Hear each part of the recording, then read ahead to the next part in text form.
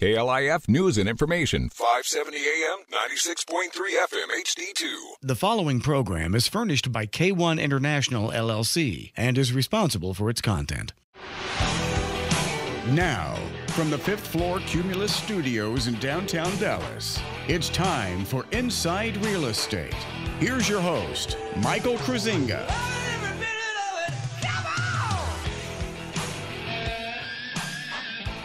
Good morning, Dallas-Fort Worth Metroplex. Welcome to Sunday, May 8th. Happy Mother's Day out there.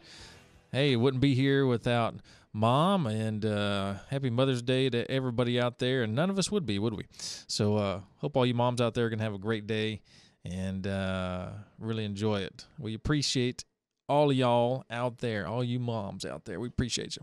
Hey, got a great show for you today. If you haven't tuned in before, you know we talk all kinds of things here on this show. We talk real estate, sports, entertainment, politics, all kinds of good stuff. Got an action-packed show for you today. We're going to do some real estate and mortgage talk with Terri Wagner, who is our resident expert in all things mortgage from Supreme Lending Rockwall. She's going to be coming up in segment number 2.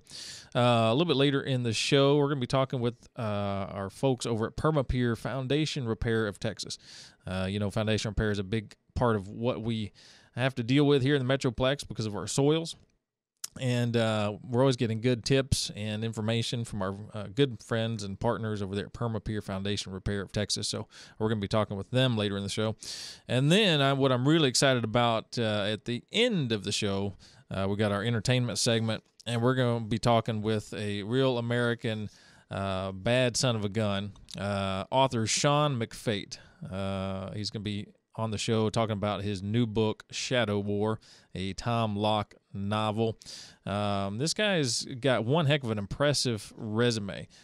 Former 82nd Airborne, also worked in the private sector, private military sector, has a PhD, is also a senior fellow at the Atlantic Council, a think tank. So one heck of an impressive resume. He's going to be on the show later with us talking about this book, and it was a really interesting book. This book's coming up available starting in a couple days. So I hope you hang tight for later in the show to hear that segment. It's going to be a good one.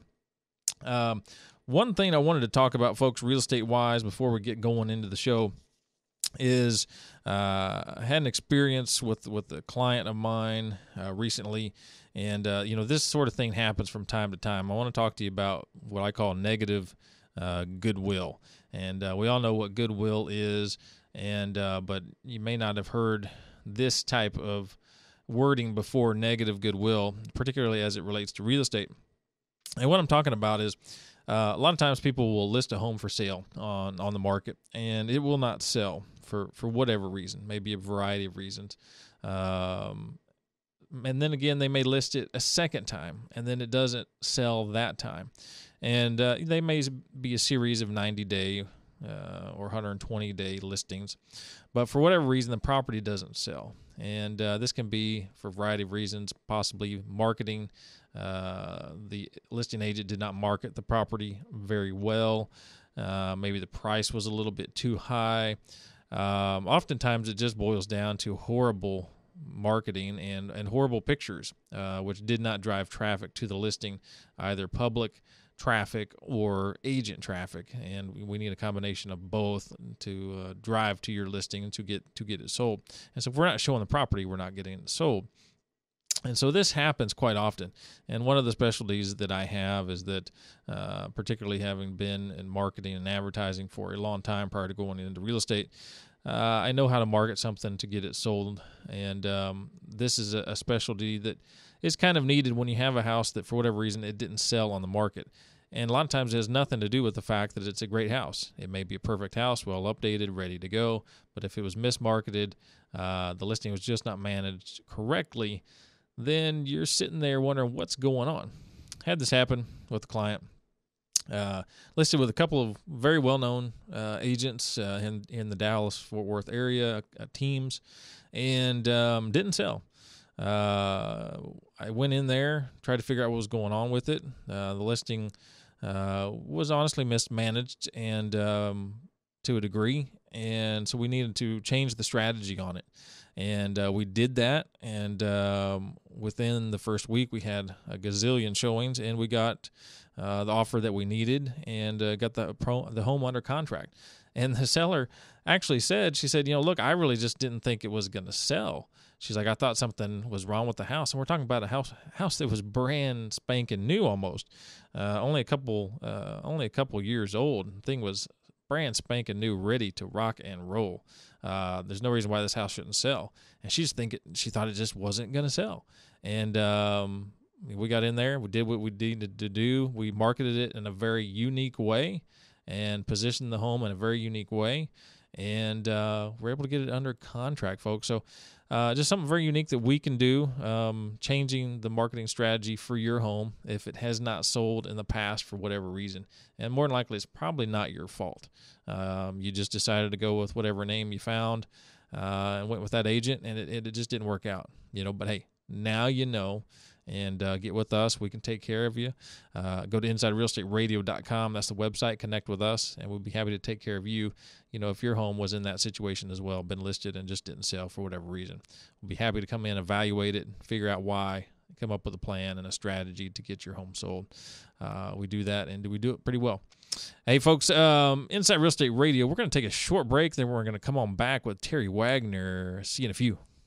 Far from the shores of home, two African-American U.S. Army privates fight for their lives on the battlefronts of World War II. The first Black war correspondents fight to cover the perspective of the black soldier. The novel A Private War weaves all this and more into an epic World War II-era story of friendship, conflict, religion, and redemption. Get a copy of Private War, a novel by Perry Cockrell today, now available on Amazon.com. And tune in regularly to Inside Real Estate Sundays, 8 to 9 a.m. to hear Perry Cockrell, attorney at law, as he provides expert analysis of the latest and greatest in legal news. The J.C. Harder Insurance Agency in Uptown Dallas has nearly unlimited resources when it comes to getting you the best insurance rates and policies for home, auto, and more. As part of the Goosehead Insurance brand, you, the consumer, have the power of choice through the J.C. Harder Insurance Agency Network. For a quote today on all your insurance needs, stop by J.C.'s office on McKinney Avenue in Uptown Dallas. Call 214-643-6108 or visit jcharderagency.com. That's 214-643-6108 or jcharderagency.com. Far from the shores of home, two African-American U.S. Army privates fight for their lives on the battlefronts of World War II. The first Black war correspondents fight to cover the perspective of the black soldier. The novel A Private War weaves all this and more into an epic World War II-era story of friendship, conflict, religion, and redemption. Get a copy of Private War, a novel by Perry Cockrell today, now available on Amazon.com. And tune in regularly to Inside Real Estate Sundays, 8 to 9 a.m. to hear Perry Cockrell, attorney at law, as he provides expert analysis of the latest and greatest in legal news. Now back to Inside Real Estate. Here's Mike the Realtor.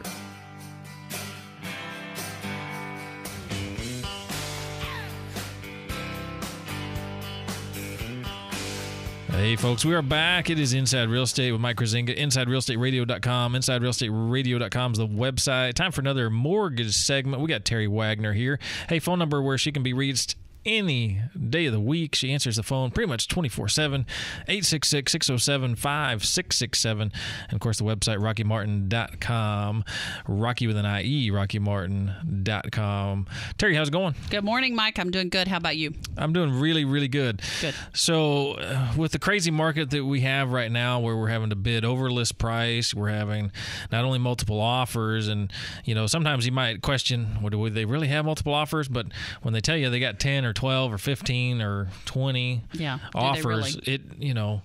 These days we really do. And so we figured we'd talk a little bit about strategies as far as the loan is considered, and how we can actually get these folks into a house with the competitive market that we have right now, right, and how to work the loan situation so that they're competitive. It does take some creative finance to get some of these loans done. Mm-hmm. But I thought that maybe we'd talk today a little bit about that and maybe give some folks some ideas on what we can do and what we have done in the past to make files work. Right. So obviously the first thing that probably everyone comes up with is if they're asking $200,000 for the house, just overbid for that house. Yeah. One thing everybody needs to know is that if that home is just going to appraise for $200,000, and you bid $210,000, you as the buyer would have to come to closing with the additional $10,000. You can't roll that into the loan because you're going to base it on the sales price or the appraisal amount, whichever is less. That's what the loan is based off of. So if you're doing a 10% down conventional loan, maybe we switch you to a 5% conventional loan and you bring the rest of the money over and above. Right. So yeah, just everyone needs to keep that in mind. Those are funds that you'll have to have as a buyer, anything over what you come in. Now, I have a contract that we're working on right now that was kind of creative, that was written in. They put a cap on it because they really didn't think that the appraisal was going to come in on what they wrote the contract on. So they put a cap on it that $5,000 was all he was willing to go over, but that he was willing to bring an additional $5,000 to closing should he need to over on that appraisal. Right. So that was kind of creative. Yeah, that is creative for sure. And folks, we are going to have to think creatively to find you a home if you're a buyer out there. We talked about in other shows, this is not your dad's market, your mom's market, your grandparents' market, where, you heard them say, well, you're going to go in there and you're going to knock X number of $1,000s off the list price, and they're going to pay all your closing costs, and you're going to get in there for free. Now we do still have that happening. We can make that happen in some areas. But by and large, across the Metroplex, that's not happening, and we're having to go over list price to get it. A client that we have working a loan over at your office, I think it's one of the other ladies is working it. We went $15,000 over list price to win a bid. Wow. Yeah, and we weren't all that far ahead of the last bid, the other bid that was up top as well. Obviously, the seller's agent didn't disclose the numbers with me, but it was really closer than we thought. Now, for whatever reason, she decided that she didn't like that house, and so she bailed out during option on that one. No. So we're back looking again. But we had to go $15,000 over to get that one. That was just, an average house.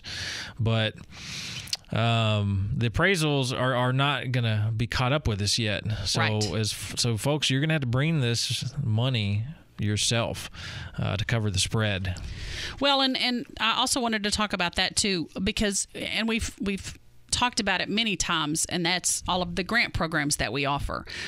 So let's say you have a set amount of money and that's all you have available to purchase this home, and you wanted to put 10% down. But then you also find the perfect home and you're going to have to overbid for it. So we can get creative in that aspect where you use the funds that you have available possibly to go over that asking price, and then we can apply some grant money to use for your down payment and or closing costs. So we'll look at all the numbers to see if we can make it work. Obviously, please give us a call before you put a bid on something, especially if it's over asking price, so that we can make sure that all the numbers do work. But we can get creative like that too and utilize some of those grant programs to come up with some additional funds if you don't actually have that much cash to use for your down payment and to go over the asking. Right. Yeah, and folks, it used to be, well, we would just, get you with Terry and we'd get you pre-approval done, and then we'd off and run and go shopping. But the way the market is right now, it's a little bit more competitive. So we're actually going to have to do a little bit more than that. We're going to have to strategize about these things. Right. What kind of flexibility do you have? Are you going conventional? Are you going FHA? Whatever the case may be, and what can we do? If you were going to put 20% down, well, maybe you don't put 20% down because you're going to need some of that to cover the spread on something. Right. We have an option for that too. Yep. There's if we're going conventional, I don't think we've really talked about this much, but there's a combo loan that is a first and a second lien. So maybe you wanted to put 20% down so that you wouldn't have to pay the mortgage insurance. And I know we talked about that. Right. Nobody wants to pay mortgage insurance. No. So, but you're going to have to use those funds instead of doing 20% down. You're going to have to use those funds for the overage on the asking price. So we can do a combo loan, and that's simply a second lien that goes on the property.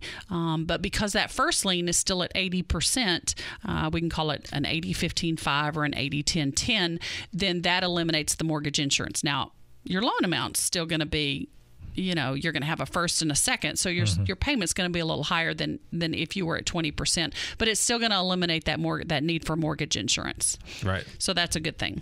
Yeah, absolutely. And then one thing that I have done before, and we've talked about this, is we as the lender can offer to write a referral letter. Like and I've written several of them.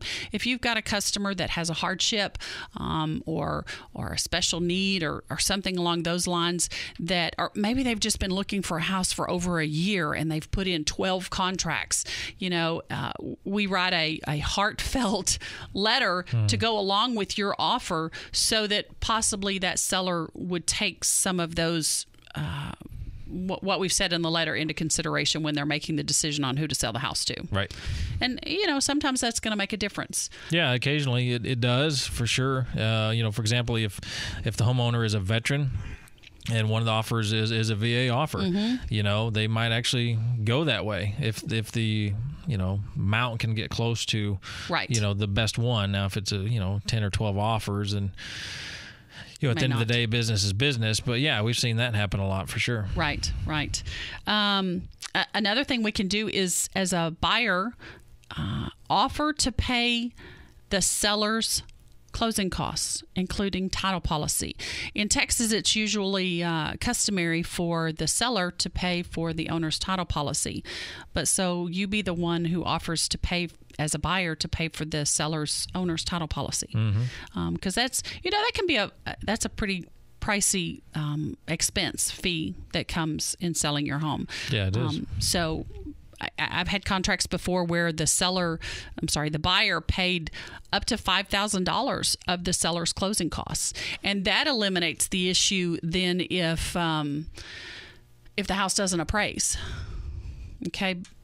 Because they don't want, as a seller's agent, if you go in as a buyer's agent, you go in with a contract that says, yeah, we're going to pay you $5,000 over your asking. Well, and if the house doesn't appraise, then you have the right to back out of that contract. Right. But if you go in with a contract and said, no, I'm not going to overbid on the sales price, I'm going to pay $5,000 of the seller's closing costs, then the seller and the seller's agent don't have to worry about the house appraising. Right. Because they probably priced it accordingly to what they think that house is going to appraise for. Exactly. So I think that's probably a big plus if you're in a multiple offer situation. Yeah, that's a great point, because it does totally eliminate the issue with the appraisal. And you're right. When we put a house on the market, generally we're going to put the price point at the top end of market value, which is whatever we can justify. And it's what an appraiser can justify, generally as well. So we're pushing the market, obviously. Right. But it's going to be a little while before some of these crazy overbids, get before the considered. Appraisers catch up. Yeah, exactly. Yeah. But that gives, as the seller's agent, that gives them a little more comfort in accepting your offer, because they know you're not going to back out because you didn't overbid on the house. You're just willing to pay the seller's closing costs. Right. Yeah, it would be. It's good. It's good and bad. It's going to make your offer stand out for sure, because you don't see that very often. It's unique, and it's guaranteeing the seller that dollar figure. Right. So that's a great thing. At the same time, there's not anything really you can play with later, to get you out of it. Right. You can always get out of it on the appraisal later. And we are starting to see a lot of that, actually. These homes are going under contract really quick, multiple offers, lots of offers, and going way over. And then people start to have that remorse as we get through the option period, or even outside of the option period, but we're still in the third-party financing addendum period, which can be 14 to 21 days. Right. That's what I usually ask for my buyers, is 21 days, maybe 14 days. Right. If I think they need longer, if it's going to be a crazy situation, I might ask for 28 days. But the sellers don't really understand we can still get out of the contract during that entire time. Right. For really just about anything. Right. So. Yeah.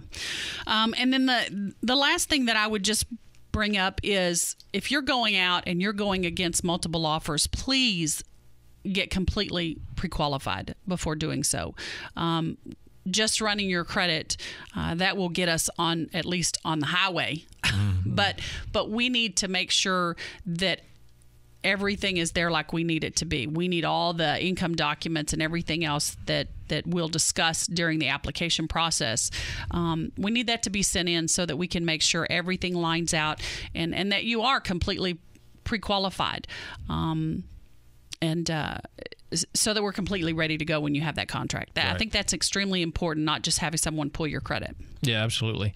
And for those of you that are FHA buyers out there, I mean, by and large, we used to see pretty much the vast majority of our buyers be FHA buyers. Mm-hmm. But that buyer is starting to get edged out quite a bit, particularly in this market. So if you are an FHA buyer for whatever reason, whether it's income flow, what you have for down payment, or it's your credit score, you're just kind of stuck in that box. Mm-hmm. You need to start saving some money. But if your credit score will allow you to go to that 5% conventional, a conventional, even though it's 5% versus 3.5% FHA, that will still edge you out.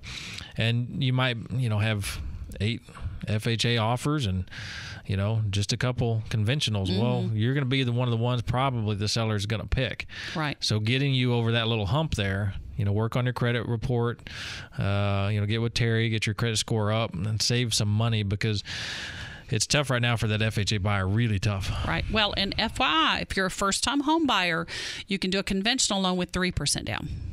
There you go. So that's another option. That's actually less than what you would need on an FHA on the FHA loan. Absolutely. Right. Yeah. So credit score for that? 640. 640? Mm-hmm. Okay. So not too bad. Right. Mortgage insurance is going to be a little higher on the 3% loan. But we can talk about that again during the application process. Just finding the right loan that fits. Okay. Well, yeah, folks, get ready to strap it on. You're going to have to do some serious strategizing with us about how you're going to attack the buying process out there, and you're going to have to be competitive. You know. Now, not every situation is going to be like that, but most of the areas it's really competitive. So get ready, folks, and we'll help you out. We'll get you there.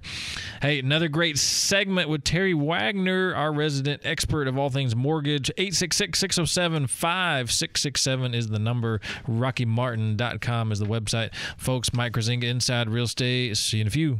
The J.C. Harder Insurance Agency in Uptown Dallas has nearly unlimited resources when it comes to getting you the best insurance rates and policies for home, auto, and more. As part of the Goosehead Insurance brand, you, the consumer, have the power of choice through the J.C. Harder Insurance Agency Network. For a quote today on all your insurance needs, stop by J.C.'s office on McKinney Avenue in Uptown Dallas. Call 214-643-6108 or visit jcharderagency.com. That's 214-643-6108 or jcharderagency.com. Far from the shores of home, 2 African-American U.S. Army privates fight for their lives on the battlefronts of World War II. The first Black War correspondents fight to cover the perspective of the black soldier. The novel A Private War, it weaves all this and more into an epic World War II era story of friendship, conflict, religion, and redemption. Get a copy of Private War, a novel by Perry Cockrell today, now available on Amazon.com. And tune in regularly to Inside Real Estate Sundays 8 to 9 a.m. to hear Perry Cockrell, attorney at law, as he provides expert analysis of the latest and greatest in legal news.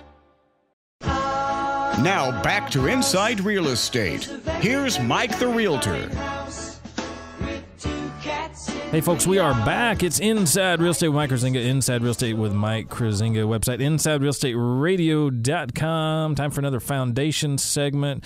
We're going to be talking to Jared Benson live here in studio, Director of Marketing over at PermaPeer, website permapeer.com, permapeer.com. Phone number 214-637-1444. We're going to be talking about if you're a buyer out there or a seller, and as far as foundation repair and the real estate process, we're going to talk about that. Jared, how's it going today? It's going great. It's a great day to be in real estate, right? That's right. Every day is a great day. Of course, any day I wake up, I'm excited to wake up. So, let's get into it. Let's start with the buying side. With the buying side, with all the buyers that we run around all over the Metroplex with. By the way, holy cow, we do run all over the Metroplex. You do. I started with a client in Plano. We ran over to Keller. We went over to Saginaw, and then down to Mansfield. Ooh. Holy cow. They need to make up their mind. No, they didn't. They're like, I'll live anywhere in the Metroplex. Like, okay, well, let's go. It's get in the truck and run. So let's get into it a little bit and how foundation repair can impact a buyer. Yeah, definitely. So, you're a buyer or you're a buyer's agent and you're going in and you're looking at houses and you see one you love, I bought my first house with my now wife, at the time soon to be wife, and, she was, 23 running through the house. I love it. And, I work for a foundation repair company, so I'm swinging every door and opening every window and checking out, all the corners, make sure there's no cracks. So that's right. You see a house and it's got some cracks and you get to be a little bit concerned. Maybe you love the house. It's great. You got all the bedrooms for your kids, or you've got the entertaining space you want, have your friends over, or it's got that mother-in-law suite. Sorry, guys. Yes. And boo. You love the house, and you're just a little bit, you see something that worries you. So, what do you do on that buyer's side? A lot of times people they put the offer in on the house, then they do the next thing. They get a general home inspector, and the home inspector comes out, and even though they saw some cracks or they noticed something that looked kind of odd, they didn't do anything until the inspector said, what do they normally say? He recommends an expert in whatever it is, because they're not an expert in anything, but they know a little bit about everything, so that's why you use them. Right. So he says, I recommend a foundation analyst expert of some sort. Maybe he recommends a licensed engineer, maybe he recommends a company, whatever it may be. Yeah, you're right. And just to elaborate on that, the inspectors, they are licensed inspectors, but they're generalists, Mm-hmm. and so honestly, the same thing we see in every single inspection report, really in any category, if there's anything out of the ordinary that they cannot explain, which could be a gazillion different things, whether it's foundation, roofing, plumbing, electrical, etc., they always say recommend somebody. Well, I actually read one today. An agent sent me wanting us to come look at this house where the inspector said that there appeared to be an area where the grade of the soil might not properly drain, but that there was no moisture or standing water or anything overly wet at the time of his inspection. And now an agent feels like she needs to have us out because of a issue that he thought could possibly be there, but that he had no evidence of. So yeah, exactly. And that is a great example, because we see this creative wording by inspectors, which is, there could be an issue possibly sometime in the future or not, and just so get someone else out here. So exactly. I'm not responsible. Yeah, and folks, unfortunately, it's kind of an issue with the industry, and inspectors are put in honestly an impossible position to inspect a home. Obviously, they're inspecting it at the time, and things change with the house on a daily basis, and they do the best that they can. But the way the industry is, they've had to go into this mode of CYA, unfortunately, which makes them give kind of not great inspection reports anymore. But in the cases where we really do need you to come out and look, and trust me, folks, if you're with me and we're going out and we're looking at houses, trust me, I know when a house has got some issues. And soon, if I see it and you're really interested in that house and it hasn't had work done already, or even if it has, we need to get Jared's crew out there to take a look at it. Yeah, and that's where, before I got us off topic, that's where I was going. If there's an issue, if you see a possible foundation issue, don't wait for that inspector to say something. Right. Call early. Right. Most of the time, we can get out to a house within 1 to 2 business days. But there are certain times of the year where the foundation industry as a whole is just slammed. And we can get to a lot of houses, and we might get booked out a week or two. Right. And that's crazy for us. But smaller companies, they might get booked out a month or 2 or 3. And that's crazy. That's absolutely insane. You're working with a 7-day option period for a buyer, and somebody says, oh, no, sorry, we're busy. We can't get out till the end of March or whatever it may be. So, they're 6 weeks out. Yeah, exactly. And that's why, folks, you need to be working with me, because we've got these guys on speed dial. And guess what? Well, how many times have we called and you guys have gone pretty much the same day or the next morning. I mean, I mean, that does happen. You guys do an amazing job. But yes, you're right. Sometimes workflow is really busy, and it may be longer than that. But that's why they want to work with us, so they know what to do. They can cut in line. Yeah, you didn't hear that from me. Yeah, so so the buyer side, they get someone out there, and really at that point, you're really wanting kind of that expert opinion to know, one, if you're comfortable with a house that needs work or that's going to have work done, and that's kind of a separate topic, is should you be comfortable with that? Short answer is yes, if it's done by a quality company. Exactly, and you should be comfortable with it because, look, most houses will need foundation work, as we've said many times, at some point in their life. So continue. Yeah, so, but what you need to know is, well, how much work is needed, and what's that going to cost? Because that could affect kind of either your offer, your price you're willing to pay, or maybe you want to ask for some closing costs, or maybe you want to make sure the seller gets that repaired for you.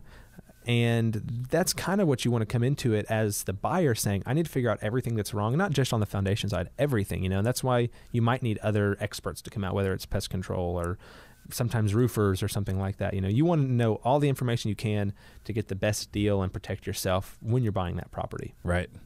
Yeah, you're absolutely right. And there's a lot that goes into it, and the way the market is moving, it's moving fast. So you need to be able to work with folks who really know what they're doing so we can get answers quickly as far as figuring out whether this is the right property for you or not. Last thing you want to do is, just because you've already had a couple houses, escape you in multiple offers, and folks, we're seeing them nonstop. We just are. It is the way the market is right now. Short inventory and lots of buyers. You do the math. But just because you're so excited and you just want to win a bid, you want to win a house because you're so fed up with looking, we still have to do our due diligence every single time, every single house we run into. So that's why you want to work with, the folks that really know what they're doing. Yep. Yeah, and so now that's the buyer side. Now, do we want to go over the kind of the seller side real quick? That homeowner. Well, honestly, I think we can roll that into an entirely different. I think we really can. I think we can roll that into an entirely different segment because the buyers, it kind of really we've kind of gone a little long on the buyer side, and but it's been good. We talked about a lot of good stuff. So it has. So and I think we can maybe even go a little longer with this buyer side. Yeah. Let's talk about the part of where you guys come out there. And maybe some different options as far, like you talked a little bit about it, as far as maybe you need to reduce the price, and maybe we need to get the seller to get it repaired. But there's times where the seller has no money, so we may need to go a rehab loan. We may need to switch gears and go into a rehab loan where they were doing something else. All kinds of different options there. Yeah, there are kind of the options where the buyer does end up paying for it, whether it's rolled into kind of the 203K is the one that I guess used to be done a lot. I talked to a lot of lenders, and it doesn't seem like too many of them do it anymore, but it's still around. Then there's kind of some FHA products, and there's some other stuff, and we're familiar with all of it. We've done all of it, right? And we've done anything you can think of. So there's a lot of those options that we're willing to work with. We're willing to take draws. We're willing to work with you to make sure that your home gets taken care of and gets protected the right way. And we have the ability to not need all that money up front, which is not every company can say that. And then the other option that I know we've touched on before is, if that seller is going to be paying for it, but they don't have the cash to do it, we can take payment out of the equity of the home when the home closes. Right. So send the invoice to the title company, let the title company send us our check a couple weeks after we do the repairs. So exactly. We really try and make it as easy as possible. Yeah, we do. And, and that's going to dovetail into another segment about just talking about how sellers can get foundation work done and get the pay at closing option. And when you need to sell a home, more than likely, if you do need foundation repair, you're going to have to address it. Otherwise, you're going to maybe lose a lot of equity in selling it as is. And that's for another segment. But on the buyer side, keep in mind, buyers, that you want to work with a great team that knows what they're doing. And when we bring out PermaPeer, it's a free evaluation. It's entirely free, and they're going to check all the elevations of the property, as we've talked about in other segments. They use very special equipment to check to 1/10 of an inch in all segments of the home, and tell you honestly, what your inspector cannot, which is, does this property need foundation work done, and can tell you as well, is there evidence that foundation work has been done? Because maybe this owner doesn't know about any foundation work being done to the property, but there's been 6 owners of the house. Yep, that happens. And it does happen. And so you can tell, hey, look, it looks like there has been work done here already before. Point is, folks, you want to work with the experts, the best in the business, and PermaPeer is that. We've had another great segment with Jared Benson, Director of Marketing over at PermaPeer. Folks, the website permapeer.com, phone number 214-637-1444, and always let them know you heard it on Inside Real Estate Radio.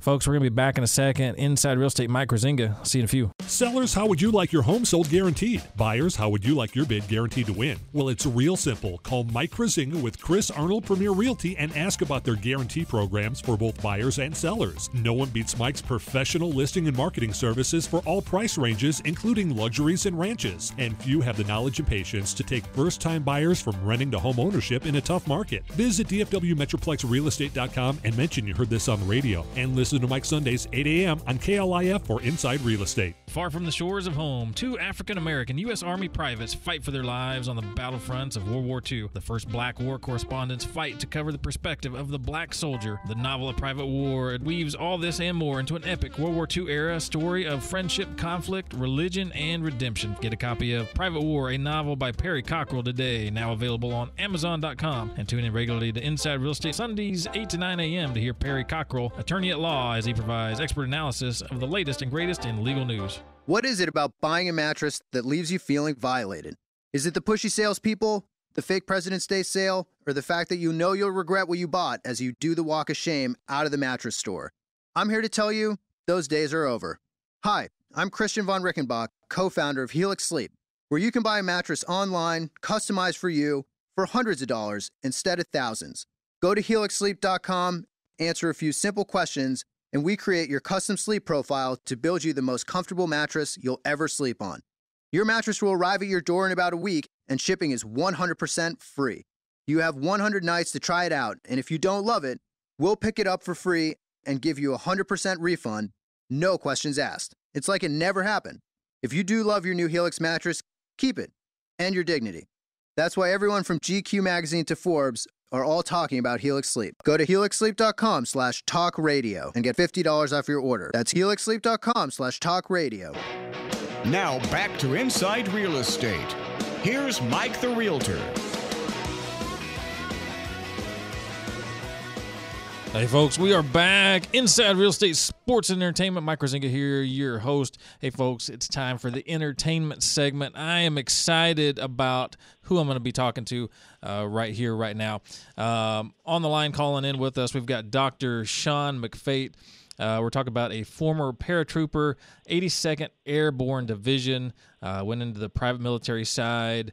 Wow, this guy's got one heck of a resume. Senior fellow at the Atlantic Council, a professor of grand strategy and warfare at Georgetown University School of Foreign Service and NDU, Pentagon's top war college. Author of the new book, Shadow War, a Tom Locke novel. Dr. McFate, are you on the line with us? Yes, Mike, can you hear me? Yes, absolutely. We got you loud and clear, 5x5. Welcome to the show. How you doing? Doing great. Doing really well. Thank you. Well, thanks for calling in on a Sunday morning, especially on a Mother's Day morning. And, of course, happy Mother's Day to all the moms out there. Hey, let's talk a little bit about you and your background. First of all, I read the book. I finished it last night, and a great book.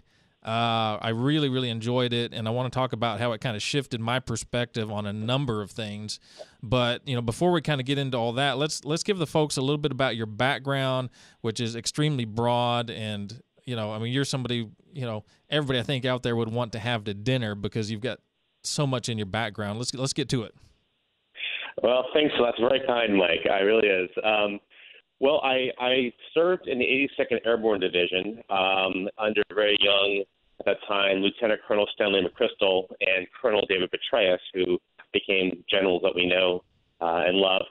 And then I got out in 2000 thinking that the world was nothing but peacekeeping, and I didn't want to be doing peacekeeping any longer.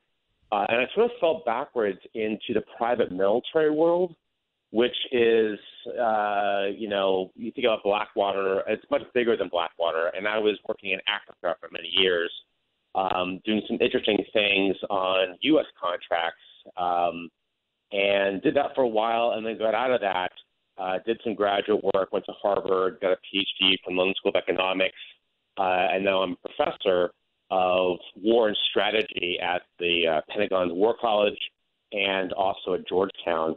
And I sort of wrote this book to sort of, I think in some ways fiction is a lot better truth teller than nonfiction about some of the weirder and murkier things out there.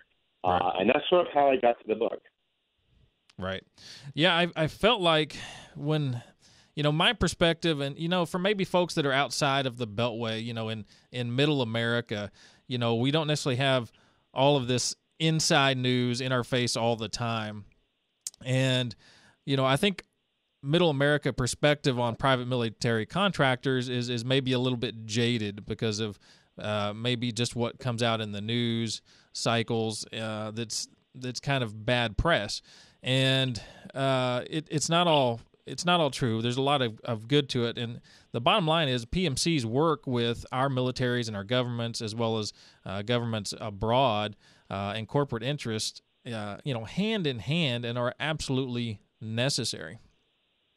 That's right. I mean, there's a lot of good and a lot of bad about private military companies. And when you think of Blackwater, we think of one of the low points of the Iraq War, and justifiably so. But sometimes some of these companies can do good things. Like when I was in Africa, we helped prevent a genocide in Burundi and Rwanda. We helped rebuild an army in Liberia that obeyed the rule of law after Charles Taylor, who was a villainous warlord president. But there's a lot of concerns about this. What happens when you have an industry that's incentivized to expand conflict for profit? What happens when some of these companies, I'm thinking about ones outside the United States, decide to go into business for themselves? And that's kind of what the novel explores. It explores, in some ways, the future of war. And I think there's a lot of things to be concerned about, but they're not what you think they are. Right. Yeah, I thought so. I thought so as well. And it is scary, and because what happens when, these corporations get so large, and what happens when their interests or their clients' interests, who maybe are corporations or banking institutions, what happens when they go against national interests? And by and large, all those interests align in many cases, and everybody's working together. But what happens when their clients' interests go against our national interest, for example, here in the U.S., when that happens, what does happen? Well, that's the concern, Mike, right? So, look, Eric Prince, the guy who founded Blackwater, he's a former Navy SEAL, a big flag waver. He left the country, and now he's working in Africa for China, right, doing sort of private military services down there. And also, what happens when multinational corporations want to have a military for their own purposes? And that's kind of what the book sort of discusses, for example. You have corporate interests, which, they may be an American corporation, but they have global interests. Mm-hmm. And now they can rent firepower, and they can rent secrecy. They can rent the equivalent of special operations forces. And that's what's going on. It's going on behind the headlines. And sometimes those converge with U.S. national interests. Sometimes they do not. Right. Yeah, and I thought also what was interesting in the book, and I felt like as I was reading it, I was kind of getting a glimpse into, your history a little bit. And at first I was skeptical of the concept of, the character Tom Locke, which is the main character in the story, and that, again, this was a perspective shift a little bit for me in that, private military contractors, guns for hire, that type of thing. But, at the end of the day, look, all of these professionals, and they are very skilled, trained professionals, trained by our own military. Look, they were all former military. Then they go into this private side, which is a very needed service. And I thought you kind of gave a voice and a great, you really built this character. And I know it's part of you. And it just gave life to look, these are men and women that worked in our military and now went private, and it's a necessary part of, the world stage at this point, but kind of gave it a soft side and a real side instead of almost in a public relations manner to me, gave it life, and that it's not all of those things that the bad side of press that is out there. Yeah, thank you very much for that. I mean, look, this novel began as a memoir, and then we decided to fictionalize it for a lot of different reasons. Mostly it was safer. And, not everybody in this industry is evil. And the industry can do a lot of good things. I think the idea of having basically a mercenary industry in the world is a very dangerous thing.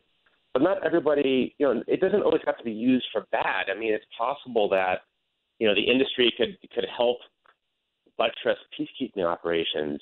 It's sort of like fire. It depends how you channel it. I think here's the bigger kicker, though. I mean, is that the idea of war between states like World War II, that era is over. We're getting to an era now, like we're seeing in this novel happens to be set in eastern Ukraine. We have several different interests, not just states, but others, like Putin is hiring mercenaries, eastern Ukraine and Western Ukraine are hiring mercenaries. You have corporations in there. You have, journalists doing stuff there. It's really weird. Mm-hmm. So the idea of the novel is to actually not make a case for the mercenaries, even though Tom Locke obviously is sympathetic, although a deeply flawed person. But the idea is to give the reader a battlefield tour of modern wars and, going behind the headlines. And I hope we did that. Yeah, I absolutely think so. I mean, I thought, and first of all, the title Shadow War, I thought it was very apt because, these shadow wars are going on, as we speak all over the globe. And you're right, the modern warfare, it's totally different. The era of, nation A against nation B, that's not really going on. Everything's behind the scenes, and nobody really knows about it. So Shadow War, the title, I thought was perfect. And I thought it really delved into that whole world and helped, give people a better understanding of what is going on, out there behind the scenes. And that's the way it's going to be for the future. And it'll be interesting to see how everything shakes loose with all of that. Yeah, exactly. So it's supposed to be, I want this to be an introduction to readers, beyond the musty tomes of academic writing and DC wonk policy writing about, what is really going on out there, and this new type of warfare and who the fighters are. Nobody's wearing uniforms, you know what I'm saying? But there is war, and I think that there's headlines we get here, but there's behind that, and also this book doesn't just take place in Bethel, it also takes place inside of Washington, and shows you the interesting way that Washington, D.C. works, some of which might make your listeners vomit, but I want to be as accurate as possible. I think that there's a big black box. We see what goes in, we see what comes out, and this book tries to get into the actual box itself. Yeah, and I think it does an excellent job of that. It was one heck of a read. I really enjoyed it. By the way, folks out there, we're talking to Dr. Sean McFate, author of Shadow War, a Tom Locke novel. Now, this is going to be available starting in 2 days. Isn't that right? That's right. It comes out on Tuesday. It's launching a book series. We're following Locke. We're finishing up the sequel actually right now.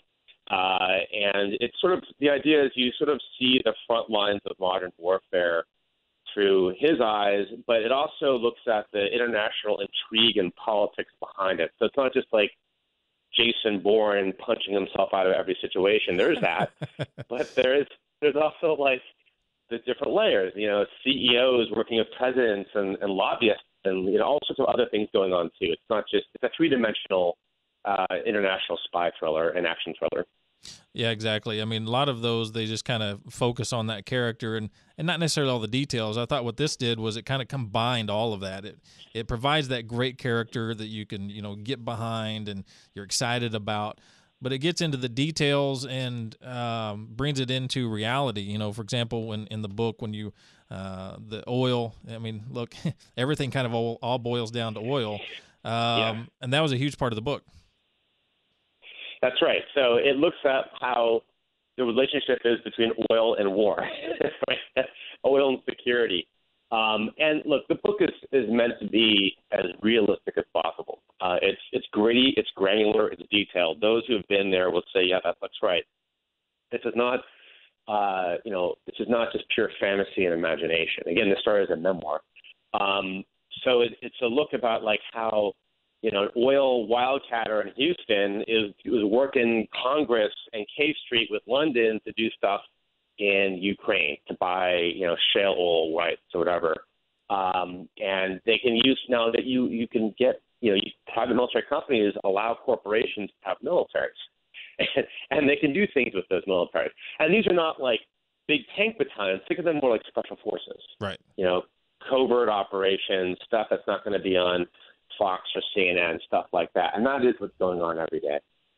Yeah, you're absolutely right. Yeah, and all of these are special operators, and not just our own here in the U.S., but other nations have their own private militaries that they have as well that are all special forces from their own nations as well. And that really just goes to the fact that this is going to be modern warfare moving forward. It's going to be small conflicts, managed conflicts, and I think what you do well in the book is you talk about these conflicts being managed.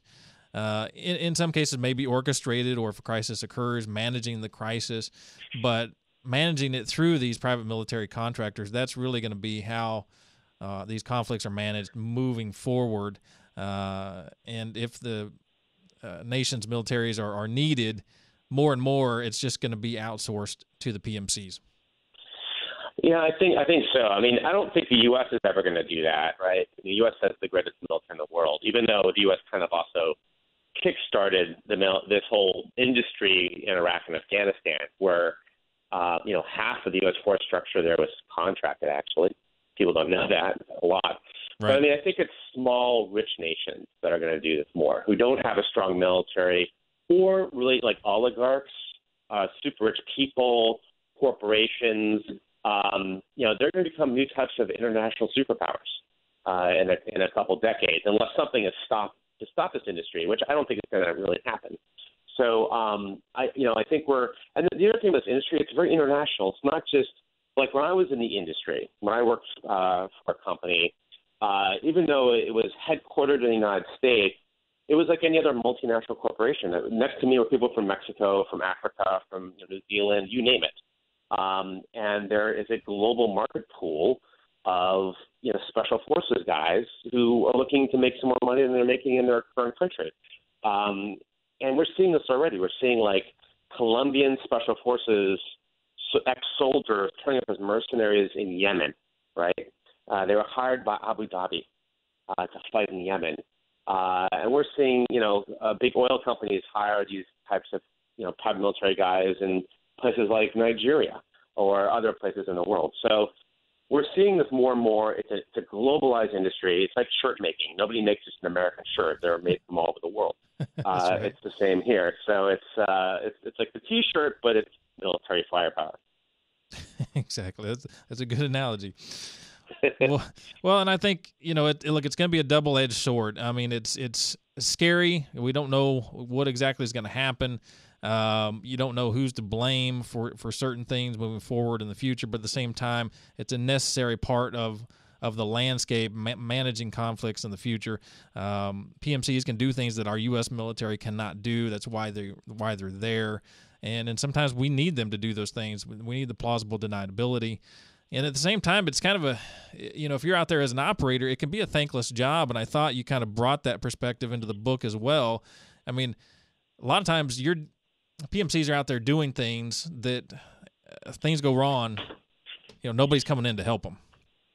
That's right. So, look, I mean, in some ways, the book is about a new type of warfare. It's about how Washington, D.C. works. It's about some of these higher level things. In a way, it's about like this group of guys. They're these special forces, mercenary guys who are teams from all over the world. They're not just from America. They have a guy from Thailand, a guy from England. And they're kind of like in the thankless task, like they're given mission impossible, and if they fail, they're screwed. They're what they call a kite mission, meaning you just cut the kite and it goes off into the storm if something goes wrong, and they're disavowed. And that's kind of the world they live in, and they're doing like really hard, weird things with ambiguity, with unclear orders. It's not just about the paycheck at that level, you know. You're doing it because of something else, and the book kind of gets into like why do people do this? It's not about the money. It's not about king or country at that point. It's about a few other different things, including, for example, it's about the profession of arms. You know, these guys are guys who really are wanted as being men of arms, and the mission is less important to them than being a professional, whatever that means. Yeah, absolutely. And I think that was a very important statement, and I certainly took it home to heart that, yeah, you know, these men are professionals, and it is about principle and the profession and not about the money, because putting your life in that kind of danger nonstop is not about the money by any stretch. Folks, you know, hey, we've been talking with Dr. Sean McFate. We've been talking about a Tom Locke novel. It's called Shadow War. Folks, this is available in 2 days, May 10th. Wherever books are sold. Folks, I highly recommend it. I got my advanced copy. It was one heck of a read. I couldn't put it down. I got it done pretty much in 2 days. One heck of a read. Dr. McFate, thank you so much for being on the show. Really enjoyed talking with you about the book, and hope you'll come on after the next one. That would be great. And thank you very much for having me, and I hope everybody has a great Sunday. Thank you. Folks, and if you don't mind, hang on the line for a second. Folks, Inside Real Estate Sports and Entertainment, we're back next Sunday, 8 to 9 a.m. As always, have a great Mother's Day. See you later. The preceding program was furnished by K1 International, LLC, and is responsible for its content. KLIF. Here's a news and information update from KLIF.